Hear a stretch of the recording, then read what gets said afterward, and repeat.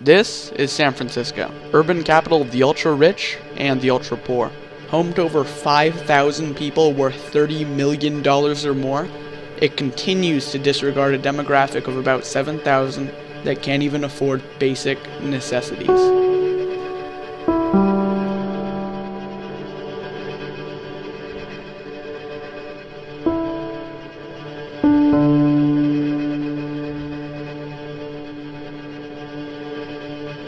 What's the result of such an astounding wealth gap in a relatively small metropolitan area? An absurd juxtaposition of vanity and suffering, divided only by an invisible wall. A wall that justifies a disregard for the pain of fellow humans on grounds of discomfort and inconvenience. We set out optimistically to try and understand the seeming lack of empathy between the homeless and their passersby. But what we found was that no individual wants to claim guilt for a systemic issue such as social inequality, and for that reason, people's individual ideologies varied greatly from the group mentality observed on the street. When faced with the question of how to best counter homelessness, locals of San Francisco responded for the most part well-meaning. Lend a helping hand and understand that some people had a rough life. Yeah. You know, it's kind of like the old saying, you don't get cleaned up before you take a shower. Okay. So I feel like, the first step would be getting somebody a place to go to, a home. I'll find some places for the homeless, give them food, I don't know, something like that. Yeah. I think because we're not really thinking about everyone as humankind, I think we're just looking at a certain model of people, whether it's like the rich or whether it's the corporate world, and we're not really reaching out to seeing our needs all around. Eventually, we found Doc and MJ, a couple that have devoted their life to giving medical aid to the homeless. We do minor medical services for the homeless down at the wharf. Okay, So nice. like bump scrapes, bruises, abrasions, crack pipe burns. When we asked them what would help the homeless the most, they said single-room occupancies as opposed to shelters. What I think is single room occupancies are, it's the only way. You need to give people a chance to get sheltered, but it needs to be private enough to where you can have what social influence you want, if that makes sense. And it's not just a pool of people that are just looking to get out of the elements. Ultimately, what they were doing helped chip away at the problem, but alone, they stand little chance at a full conclusion. What we were actually surprised to find were people that, while well-meaning, helping to maintain the problem. From a political standpoint, I don't have any standpoint from that because there again, I don't believe that man can solve the big issues today.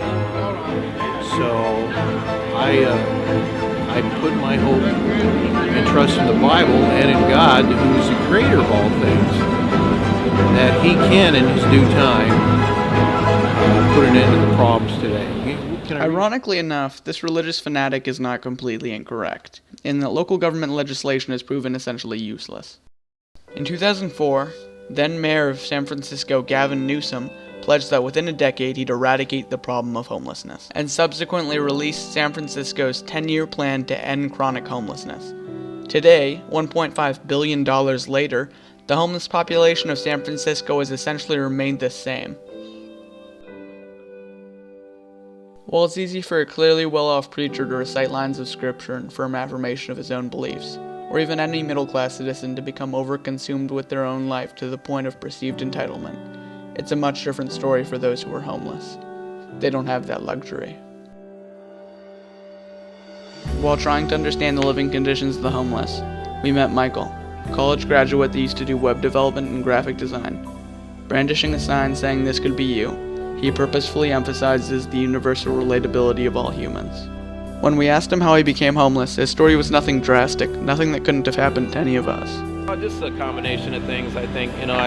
Work was slow and I got divorced out there. I got married and divorced out there. And I had originally moved there because my now ex-wife was pursuing a law degree out there. And I had no real reason to stay after we split up. and work was difficult, so life got tough, and I slowly lost everything, and then just moved back out here. Have you been looking for a job here in the city? Not really, because since I've been back here, everything's been stolen from me multiple times. Really? Oh yeah, homeless people get their stuff stolen from them all the time. People don't get it. It's they say, oh, get a fucking job, but it's it takes some things to get a job.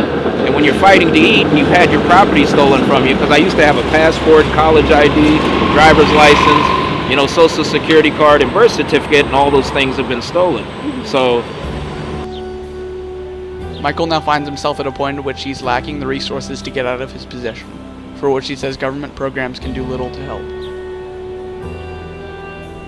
He, like many other members of San Francisco's homeless population, can't afford the time it takes to stop begging. the main thing I've seen that's really hard for me out here, harder than sleeping outdoors, is the way some of the people treat you. We also met Lawrence, who is trying to get home to his family in Nevada. I've seen people hit in the head with hammers. I've seen people stabbed to death in the front of Golden Gate Park. I've seen good stuff and bad stuff. I've seen a lot of good stuff in the last month. A lot of people on this street, on Market, all the way down to Church, have helped me and her to be able to get out of here.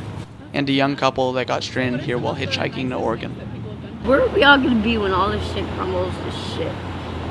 Right here, outside. All of us. Don't matter. We ain't gonna have houses, we ain't gonna have tents. Look what we got now.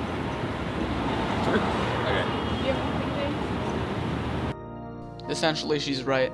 Regardless of socioeconomic class, social acceptance, or personal fulfillment, we're all gonna die one day. Until that day, we can abide by the margins of an invisible wall and hope we don't find ourselves on the other side. Or we can disregard the ubiquitously petty alienation and break free.